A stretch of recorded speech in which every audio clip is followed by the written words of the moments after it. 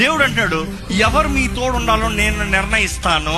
అందుకే హల్లెలూయా చెప్పంటాను. హల్లెలూయా చెప్తారు. ఇప్పుడు దేవుడు అంటాడు, నీకు అక్కర్లేనోడు నేను పెట్టను ఇది పక్కన. ఈరోజు చాలా మందికి ప్రశ్నలు ఉన్నాయి. ఈ మనిషి ఎందుకు నన్ను విడిచిపోయాడు? నేనేం తప్పు చేశా? నేనేం మోసం చేశా? నేనేం అన్యాయం చేశాను నన్ను విడిచిపోయారు? నేను మంచి కదా కోరాను.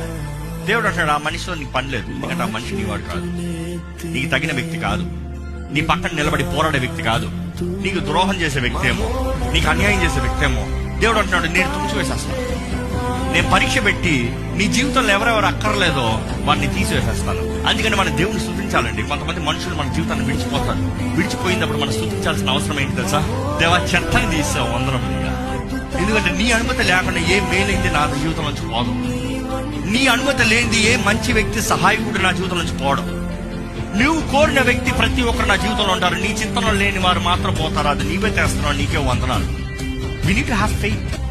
దేవుడు అంటే ఏ పరీక్ష పెడతాను, నేను తీసివేస్తాను. ఎందుకంటే నీ పక్కన ఉండేవాడు నేను నమ్మే వ్యక్తి ఉంటాను. ఈ మాట జాగ్రత్తగా, మనం నమ్మే వ్యక్తి కాదు, కానీ దేవుడు వారిని నమ్మాలంట మన పక్కన ఉంచుతానికి. అదే సమయంలో మనం నేర్చుకోవాల్సిన పాఠం ఏంటంటే, మన జీవితం తోడు ఉన్న వారిని ఎప్పుడు నిర్లక్ష్యపరచకండి.